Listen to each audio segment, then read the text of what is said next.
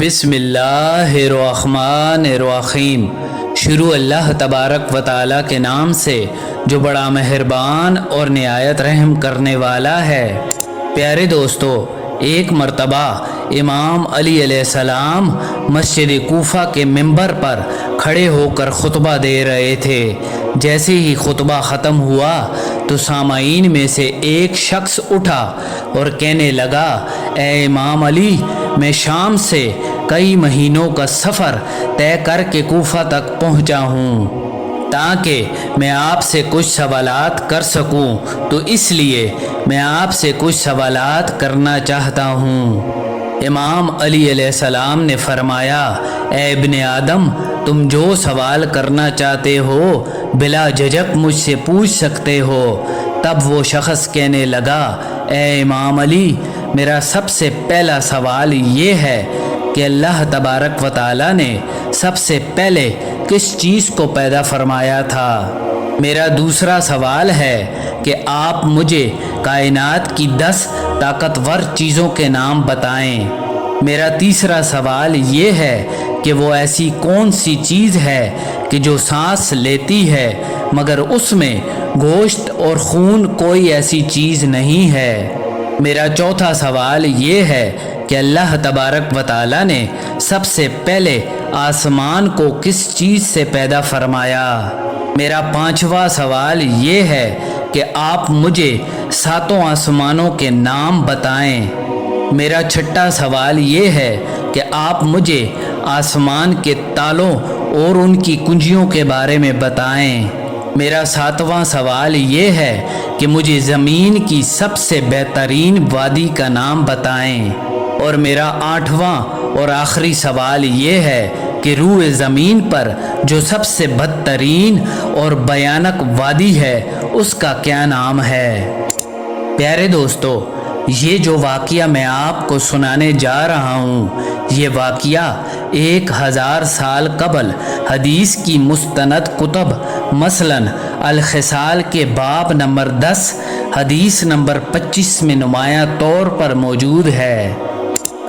پیارے دوستو، امام علی علیہ السلام نے فرمایا، اے ابن آدم، تمہارا سب سے پہلا سوال یہ ہے کہ اللہ تبارک و تعالیٰ نے سب سے پہلے کس چیز کو پیدا فرمایا تھا؟ تو تم جان لو، اللہ تبارک و تعالیٰ نے سب سے پہلے نور کو پیدا فرمایا تھا۔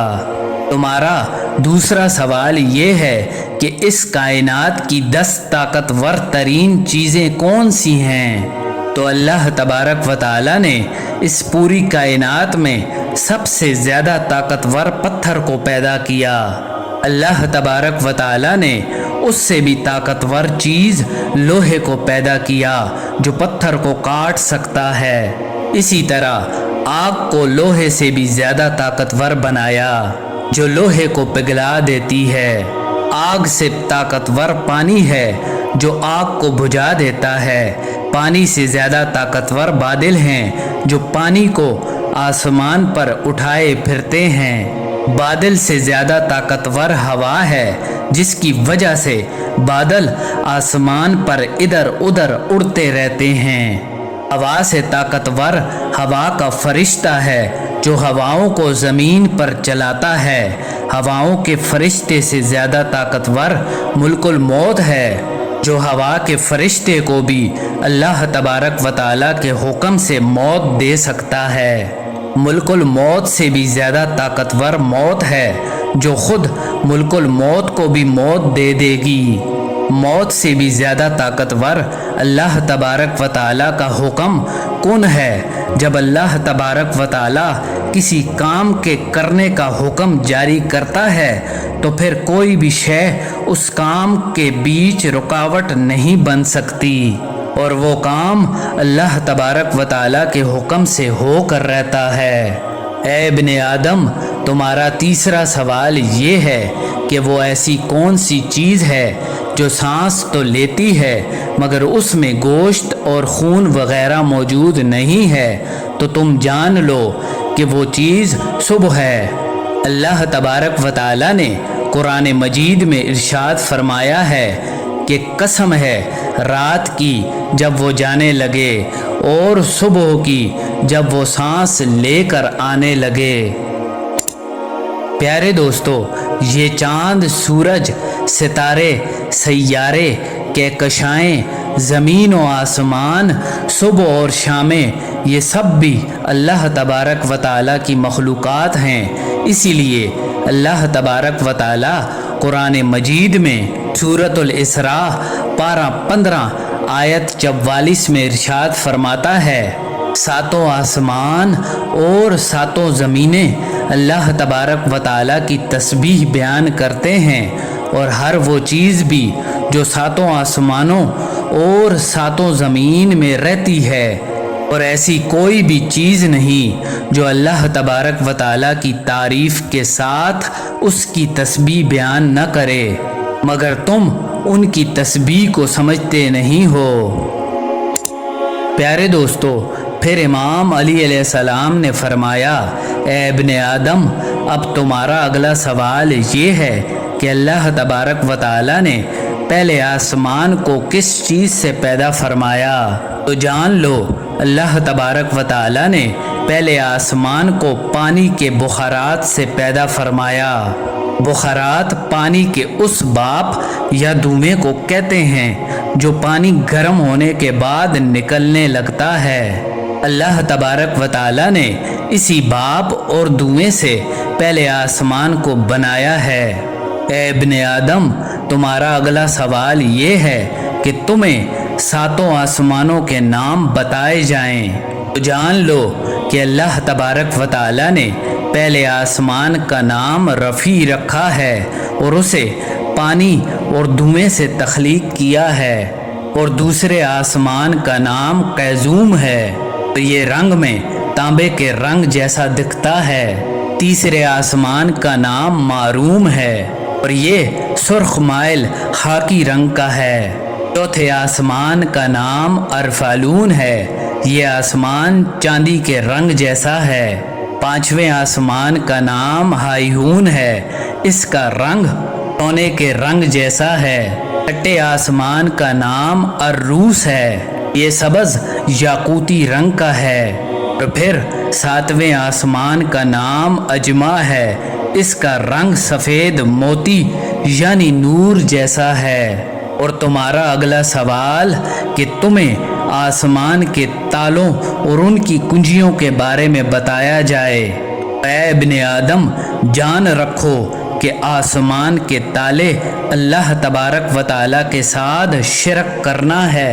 جو اللہ تبارک و تعالیٰ کے سوا کسی اور کو اپنا معبود بنائے گا تو یقیناً اس کے لیے آسمان کے دروازے کے تالے کبھی نہیں کھلیں گے، اور ان دروازوں کی کنجیاں موت کے وقت یا اس سے پہلے سچے دل سے لا الہ الا اللہ محمد الرسول اللہ کی گواہی دینا ہے۔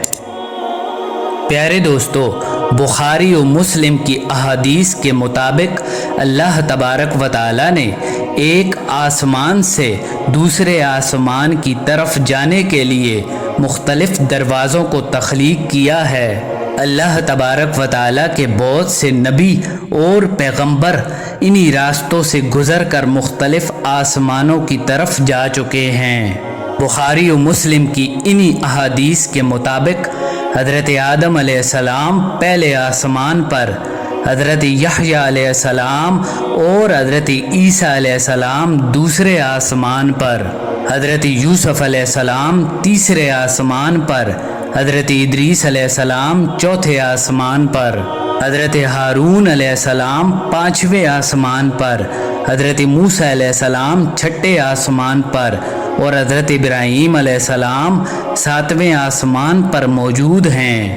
اللہ تبارک و تعالیٰ نے سورہ ذاریات کی آیت نمبر 7 میں ارشاد فرمایا ہے، قسم ہے راستوں والے آسمان کی، یعنی قرآن مجید کی اس آیت کے مطابق اللہ تبارک و تعالیٰ نے آسمان میں رستوں کو بھی بنایا ہے۔ امام علی علیہ السلام نے فرمایا، اے ابن آدم، اب تمہارا 7واں سوال یہ ہے کہ زمین کی سب سے بہترین وادی کون سی ہے؟ تو جان لو کہ زمین پر خوبصورت ترین وادی سراندیپ ہے، کیونکہ اللہ تبارک و تعالی نے حضرت آدم علیہ السلام کو آسمان سے اتار کر سب سے پہلے اسی وادی میں بھیجا تھا۔ امام علی علیہ السلام نے فرمایا، اے ابن آدم، تمہارا سب سے آخری سوال یہ ہے کہ اس دنیا میں سب سے بھیانک اور بدترین وادی کون سی ہے؟ تو جان رکھو کہ دنیا کی بدترین وادی یمن میں موجود ہے، اور اس وادی کا نام بیرہوت ہے، کیونکہ یہ وادی جہنم کی وادیوں میں سے ایک وادی ہے، جہاں پر مرنے کے بعد کافر اور مشرک لوگوں کی روحوں کو عذاب دیا جاتا ہے۔ اس وادی میں روحیں رو رو کر اللہ تبارک و تعالی سے معافی کی فریاد کرتی ہیں، اے پروردگار، ہم نے دنیا کی رنگینیوں میں کھو کر تیرے ہر حکم سے منہ موڑا، ہدایت کے ہوتے ہوئے بھی روئے زمین پر گناہوں کو عام کیا۔ اے اللہ، تو ایک بار ہمیں دوبارہ دنیا میں بھیج دے، ہم ساری زندگی تیرا ہی حکم بجا لاتے رہیں گے، تیرے ہی بتائے ہوئے راستے پر چلیں گے، لیکن افسوس اب وقت گزر چکا ہوگا۔ ان کے رو رو کر معافی مانگنے پر بھی اللہ تبارک و تعالی ان کو معاف نہیں کرے گا۔